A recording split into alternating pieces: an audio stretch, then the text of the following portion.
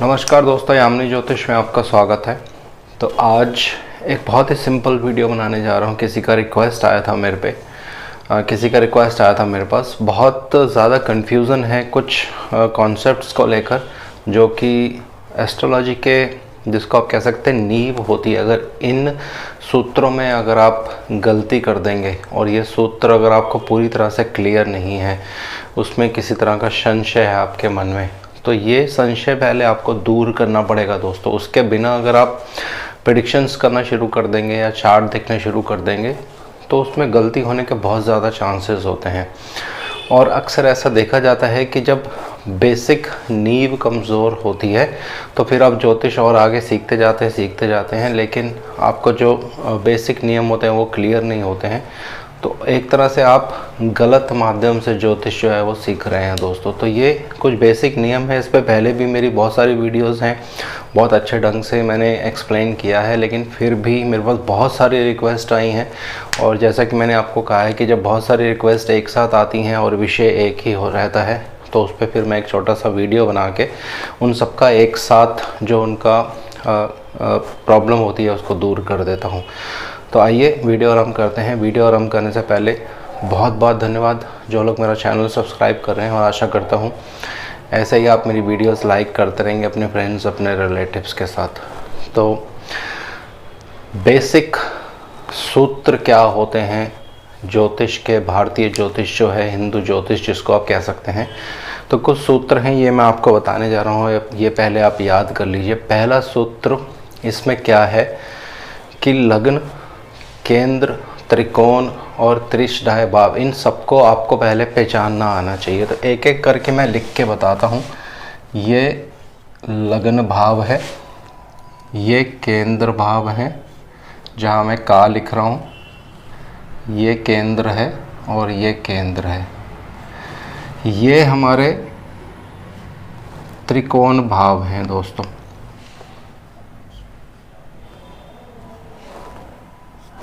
ये हमारे त्रिकोण भाव हैं, और ये जो होते हैं ये त्रिष्ठाय भाव हैं दोस्तों। मैं खाली शाह लिख रहा हूँ पहचान के लिए ताकि आपको याद रहे।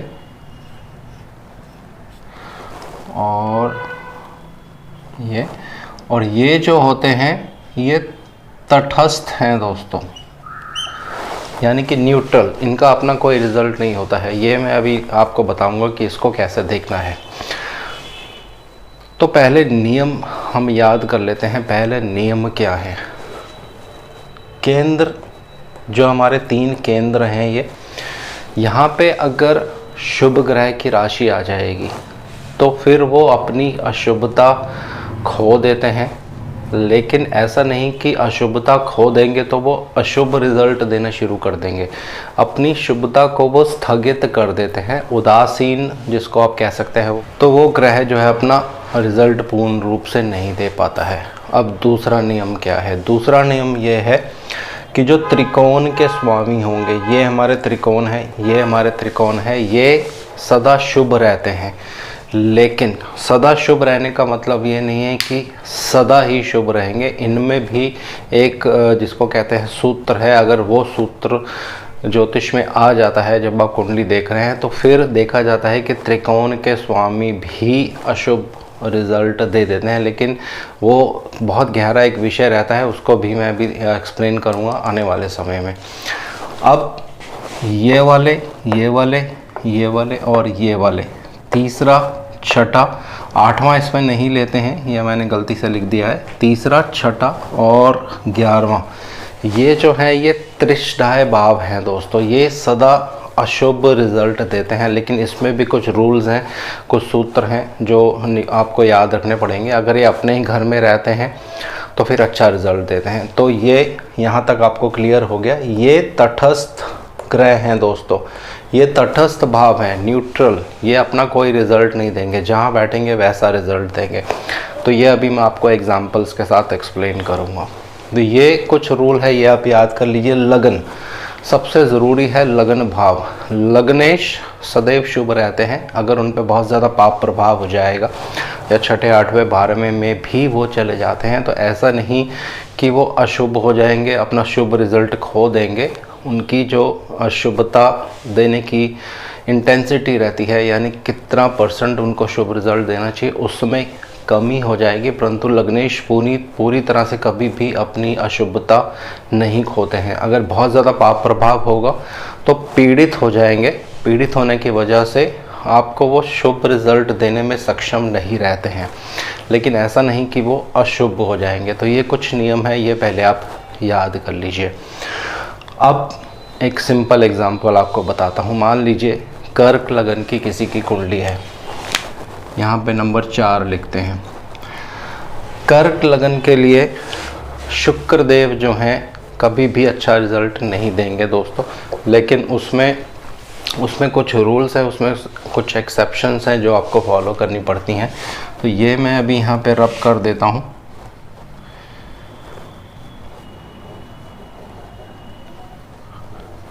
तो इसके बाद आगे चलते हैं।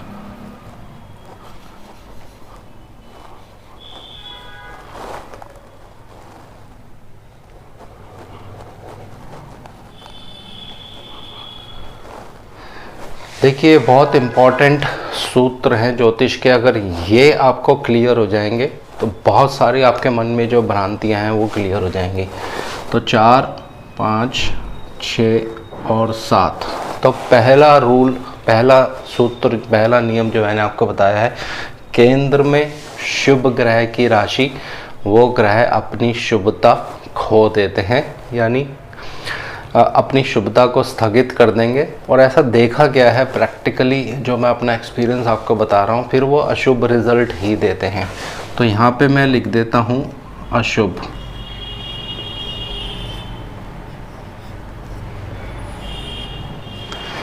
अब आगे चलते हैं। 8, 9, 10, 11, 12, 1, 2 और 3। तो ये जो हो गया, जैसे मैंने आपको पिछली बार बताया था, ये त्रिशराय भाव है। इसके ग्रह भी कभी भी अच्छा रिजल्ट नहीं देते हैं, लेकिन एक्सेप्शन जैसे मैंने बताया वो आपको वीडियो के एंड में बताऊंगा। तो केंद्र में शुभ ग्रह की राशि, ग्रह अशुभ हो गए। 11वें भाव में, त्रिशराय भाव में ग्रह की शुभ राशि, ये भी इतना ज़्यादा शुभ रिजल्ट नहीं देने वाले हैं। तो यहाँ पे मैं क्या करता हूँ, अशुभ।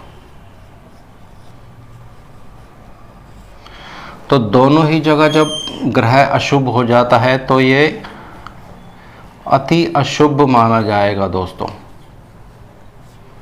अति अशुभ, बहुत ज़्यादा अशुभ रिजल्ट जो है ये देने वाले हैं शुक्रदेव यहाँ पे। फिर इसमें आगे आपको नमांश देखना पड़ता है, शुक्रदेव किसके नक्षत्र में है वो देखना पड़ता है, किसके साथ युति है, किसकी दृष्टि है, ये सब देखने के बाद एक फाइनल जो प्रेडिक्शन है फिर वो निकल के आती है। लेकिन ये एक बेसिक नियम है जो आप याद कर लीजिए। अगर त्रिशराय भावों में शुभ ग्रह की राशि होती है, जैसे यहाँ शुक्रदेव की शुभ ग्रह की राशि है, तो इतना ज़्यादा फिर वो अशुभ रिजल्ट नहीं देते हैं, लेकिन अशुभ रिजल्ट अवश्य देते हैं। तो परसेंटेज कम हो जाती है। तो यहाँ ये अति अशुभ हो गए। तो ये एक नियम है जो आप पहले याद कर लीजिए। अब इसको एक दूसरे नियम से आपको बताने की कोशिश करता हूँ। तो उसके लिए ये सारा एक बार रब कर लेते हैं।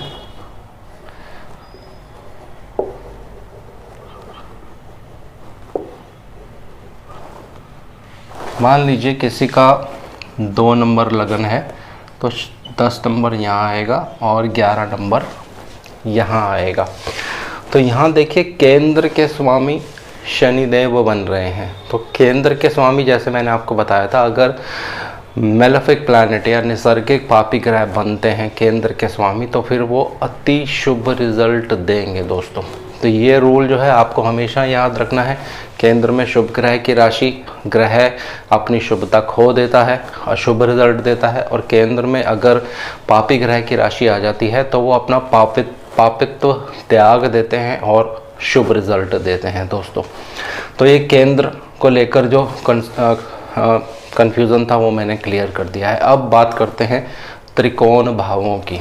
त्रिकोण भाव जो होते हैं हमारे, ये वाले 2 त्रिकोण भाव हैं।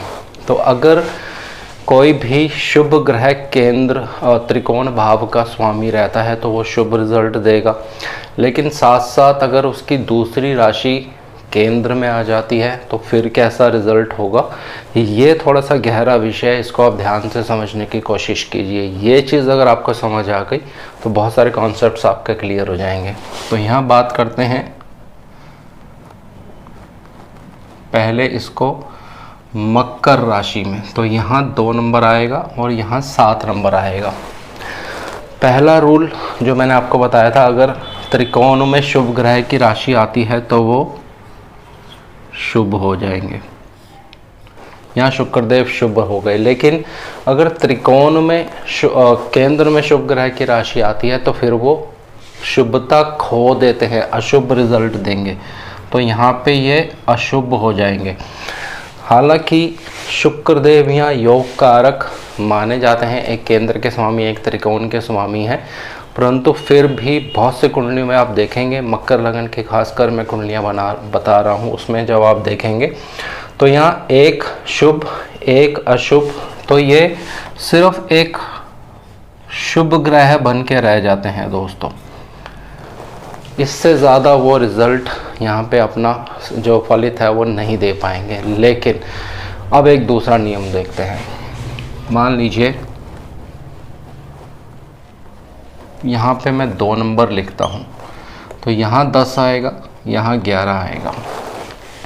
अब त्रिकोण भाव में नैसर्गिक पापी ग्रह शनिदेव की राशि आ रही है, तो त्रिकोण में चाहे नैसर्गिक पापी ग्रह की राशि हो, नैसर्गिक शुभ ग्रह की राशि हो, वे सदा शुभ ही रहते हैं।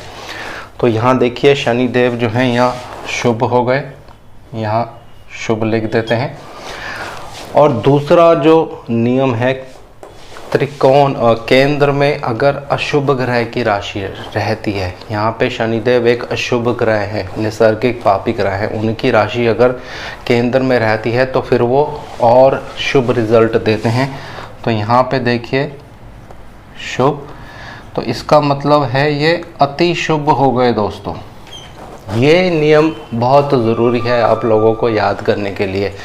ये जब आप कुंडलियाँ देखेंगे वहाँ पे बहुत ज़्यादा नियम जो है काम आने वाला है आपके पास। त्रिकोण में एक नैसर्गिक पापी ग्रह की अगर राशि आ जाएगी, जैसे अभी यहाँ पे मैंने बताया, लेकिन केंद्र में भी उसी ग्रह की राशि अगर पापी ग्रह की राशि होती है, जैसे यहाँ शनिदेव को मैंने लिया है, तो ये अति शुभ हो जाएंगे। इनकी शुभता बहुत ज़्यादा बढ़ जाती है दोस्तों। तो अक्सर आप देखेंगे जब इन प्लैनेट्स की महादशा या अंतर्दशा चलती है तो व्यक्ति बहुत जल्दी से जीवन में राइज कर जाता है, बहुत तेज़ी से वो तरक्की करता है। क्यों? क्योंकि ये अति शुभ हो गए हैं यहाँ पे। ये चीज़ जब आप प्रेडिक्शंस करेंगे वहाँ पे ये चीज़ काम आएगी दोस्तों आपके बहुत। तो ये जो नियम है ये आपको याद कर लेना है। त्रिकोण और केंद्र ये दोनों के नियम मैंने आपको बता दिए हैं। अब और आगे चलते हैं, जो और कुछ कन्फ्यूज़न है उसको दूर करने की कोशिश करते हैं।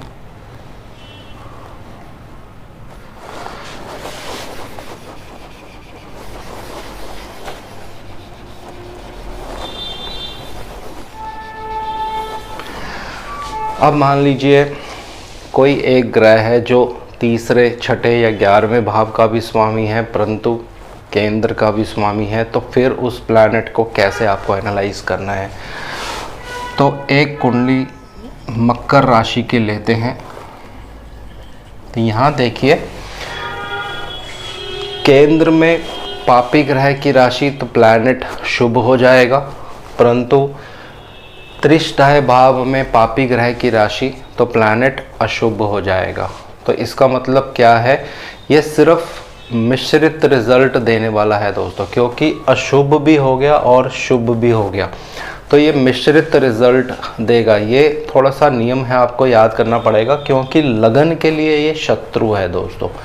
लेकिन केंद्र में उसकी एक राशि आ गई जो मेलेफिक राशि है, तो शुभता उसकी बढ़ जाती है। लेकिन त्रिष्टाय भाव का जो रिज़ल्ट होगा उसका ये भी साथ में मिलेगा, लेकिन लगन के शत्रु हैं तो इसलिए न्यूट्रल या बहुत मिश्रित रिज़ल्ट देखा जाता है। यही मंगल देव अगर अपनी राशि में आ जाएंगे तो अच्छा रिज़ल्ट देंगे, दूसरे भावों में रहेंगे तो उसके अकॉर्डिंग फिर नक्षत्र कंजंक्शन किसके साथ बैठे हैं, किसकी दृष्टि है, वो सब आपको देखना पड़ता है यहाँ पे। अब एक और नियम मैं आपको बताने जा रहा हूँ। मान लीजिए किसी का 6 नंबर लगन है, तो 6 नंबर लगन के लिए शनिदेव छठे घर के स्वामी बन गए, त्रिशदाय भाव के स्वामी बन गए, तो ये अशुभ हो जाते हैं।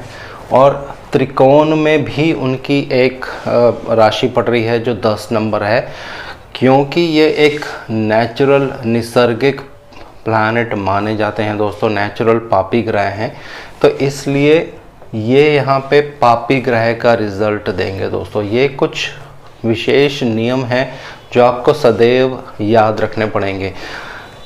कन्या लगन के लिए शनिदेव अच्छा रिजल्ट नहीं देते हैं, लेकिन अगर उनकी प्लेसमेंट अच्छी हो जाती है, मान लीजिए अगर शनिदेव यहाँ पे आ जाते हैं तो फिर ये बहुत अच्छा रिजल्ट देंगे। ये पराशरी नियम है दोस्तों। कोई भी ग्रह अगर अपने ही घर में रहता है, अपना घर का मतलब है अपनी मूल त्रिकोण राशि में हो या अपनी ही राशि में हो, चाहे वो छठे भाव में हो, 8वें भाव में हो, तीसरे भाव में हो, कहीं भी हो, वो हमेशा स्वस्थ रहेगा, उस भाव की वृद्धि करता हुआ आपको नजर आएगा अपनी महादशा अंतरदशा के अंतराल में। तो ये नियम जो है बहुत ज़रूरी है, इसको आप याद कर लीजिए। तो आई थिंक सारे जो नियम हैं वो यहाँ पे क्लियर हो गए। अब द्वितीय भाव को लेकर कुछ कन्फ्यूज़न था, वो मैं आपको बताने जा रहा हूँ। दूसरा भाव जो होता है दोस्तों, ये तटस्थ भाव है। दूसरे भाव में बैठे हुए ग्रह या दूसरे भाव में जो राशि होती है वो अपना रिजल्ट कभी नहीं देंगे, लेकिन वो जहाँ पे बैठते हैं, जिसके घर में बैठते हैं, जिसके साथ युति कर लेते हैं, वैसा ही रिजल्ट देते हैं।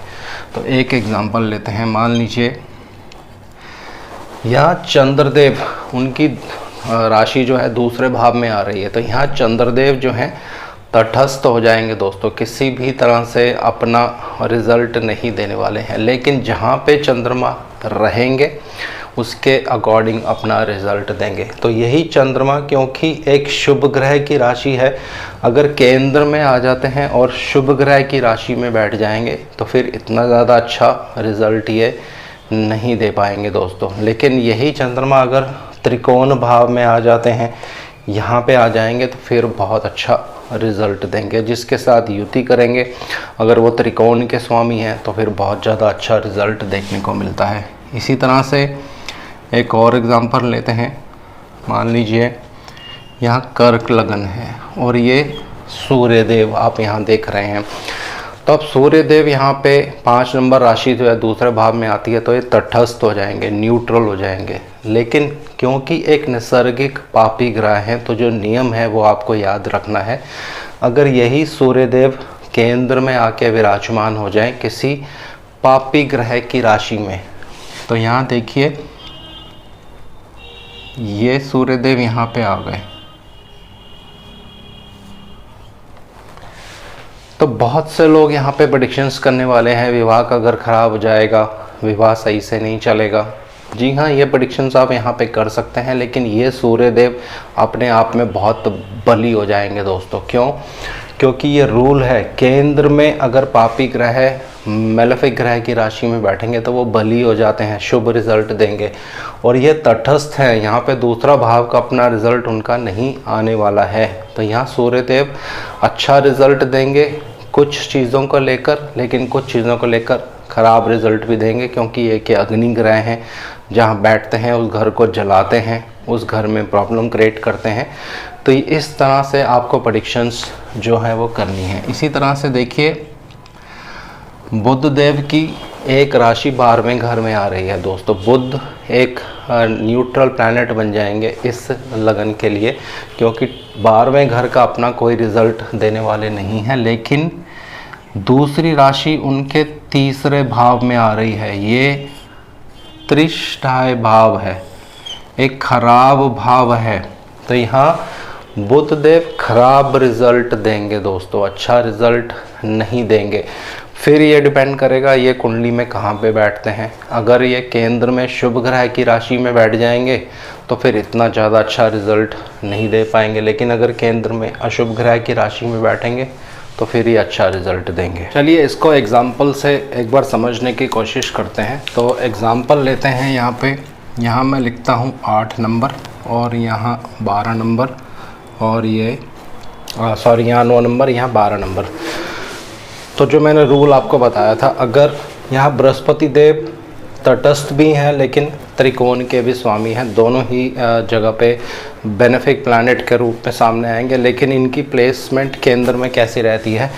अगर बृहस्पति देव यहाँ रहते हैं तो ये शुभ माने जाएंगे तो ये शुभ माने जाएंगे। केंद्र में अगर शुभ ग्रह अशुभ ग्रह की राशि में रहते हैं तो उनकी शुभता बढ़ जाती है, क्योंकि यहाँ बृहस्पति देव की एक राशि तटस्थ दूसरे घर में आ रही है।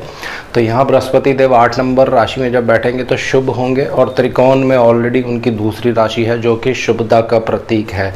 तो ऐसे केसेस में आप बृहस्पति देव का स्टोन पहनकर उनको और स्ट्रॉन्ग कर सकते हैं अगर बृहस्पति देव की महादशा अंतरदशा चल रही है। लेकिन यहीं पे अगर बृहस्पति देव के साथ किसी और ग्रह की युति होती है जो एक खराब भाव का स्वामी है, मान लीजिए अगर बुध देव की युति यहाँ पे हो जाती है बृहस्पति देव के साथ, तो बुध देव को आपको शांत करना पड़ेगा और बृहस्पति देव को स्ट्रॉन्ग करना पड़ेगा।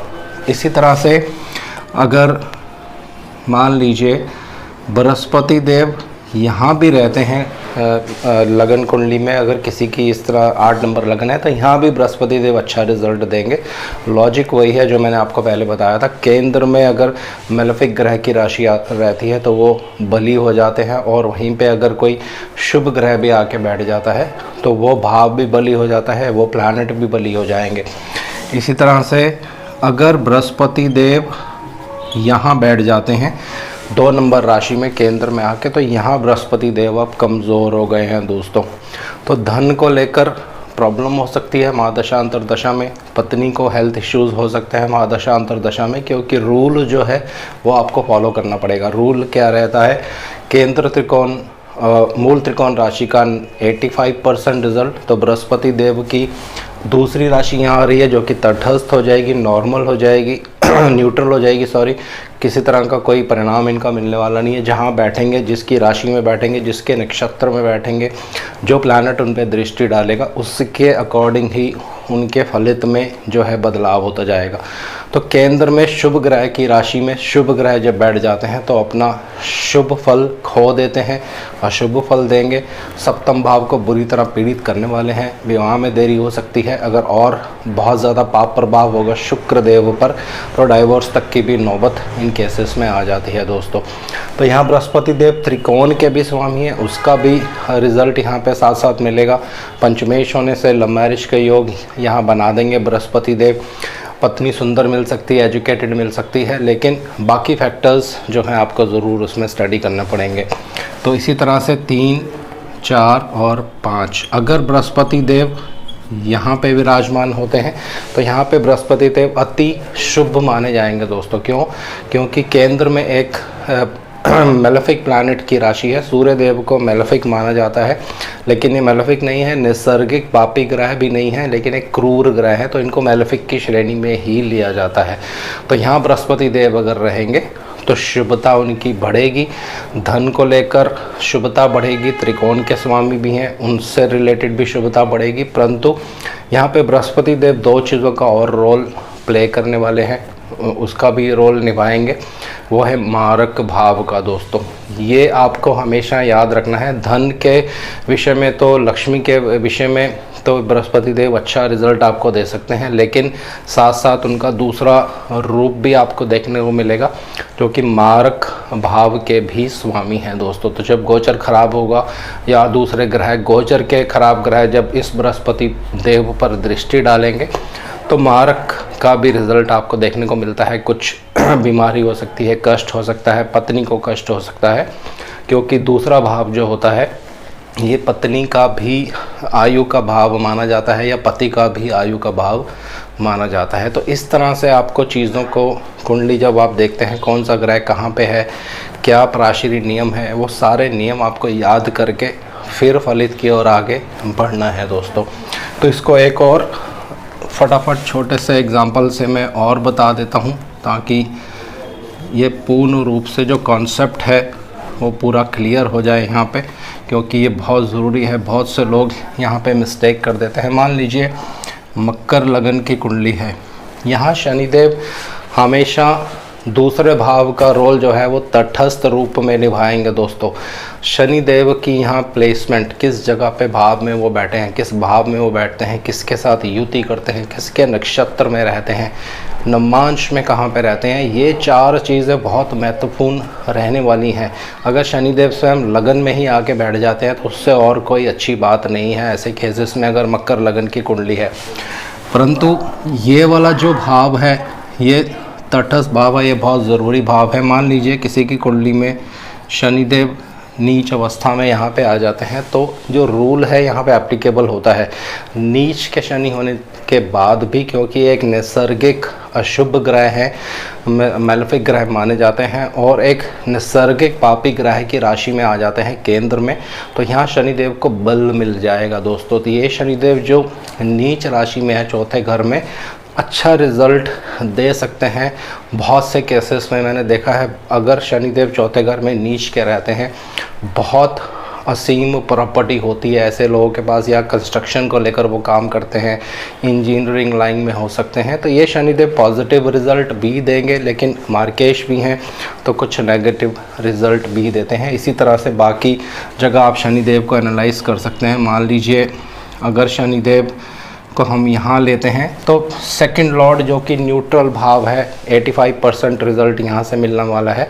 तो ये शनिदेव, हालांकि यहाँ पे इनको दिग्बल जो है मिल जाता है, ये अपनी डायरेक्शन में ही जाके विराजमान रहते हैं, परंतु केंद्र में शुभ ग्रह की राशि में बैठना ये इनके लिए एक नुकसानदायक चीज़ जो साबित हो जाती है। पति पत्नी में मतभेद रहेगा, उनके विचार नहीं मिल पाएंगे, या विवाद देरी से होने के योग बने जाते हैं। तो दोनों ही तरह से आपको देखना है। अच्छी चीज़ें भी यहाँ शनिदेव देंगे और ख़राब चीज़ें भी यहाँ शनिदेव देने वाले हैं। 15-20% ये लगन का भी रोल यहाँ प्ले करेंगे। लग्नेश हैं तो भाव की वृद्धि भी करेंगे, परंतु दूसरे भाव के भी स्वामी हैं, तटस्थ हैं, तो सप्तम भाव में एक शुभ राशि में ना आने की वजह से पैसे को लेकर दिक्कत हो सकती है, फाइनेंशियल प्रॉब्लम हो सकती है। तो ये सब चीज़ें जो हैं ये फलित में आप इसको एज इट इज़ स्टडी कर सकते हैं दोस्तों। तो हर प्लैनेट के लिए ये रूल एप्लीकेबल होता है। अगर कोई नैसर्गिक पापी ग्रह होगा, केंद्र में आ जाता है पापी ग्रह की राशि में, तो वो और बली रूप से अपना रिजल्ट देता है दोस्तों। तो आज के लिए इतना ही, और शनिदेव से मैं आग्रह करूँगा सबके घर में सुख और शांति बनाए रखें। जय शनिदेव।